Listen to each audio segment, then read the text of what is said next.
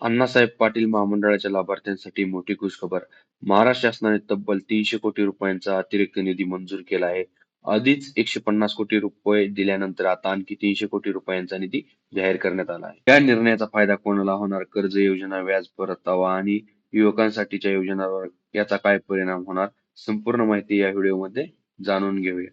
मित्रांनो, महाराष्ट्र शासनाच्या 3 ऑगस्ट 2026 रोजीच्या शासन निर्णयानुसार अण्णासाहेब पाटील आर्थिक मागास विकास महामंडळासाठी सन 2026-27 या आर्थिक वर्षात एकूण 750 कोटी रुपयांची तरतूद करण्यात आली आहे. तर यापैकी आधीच 150 कोटी रुपये वितरित करण्यात आले होते. आता शासनाने टप्पा 2 अंतर्गत आणखी 300 कोटी रुपये वितरित करण्यास मान्यता दिली आहे. म्हणजे आतापर्यंत एकूण 450 कोटी रुपये महामंडळाला उपलब्ध झाले आहेत.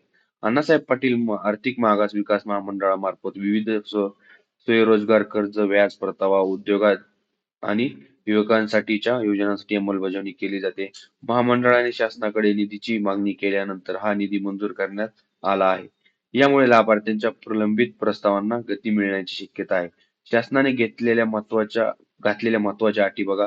या 300 कोटी रुपयांच्या निधीसोबत शासनाने काही महत्त्वाच्या अटी देखील घातल्या आहेत. या खर्चाचे संपूर्ण तपशील शासनाला सादर करावे लागतील. कार्यालयीन खर्चांवर नियंत्रण ठेवावे लागेल. निधीचा वापर केवळ मंजूर उद्दिष्टांसाठीच करावा लागेल. उपयोग प्रमाणपत्र शासनाकडे सादर करणे बंधनकारक असेल.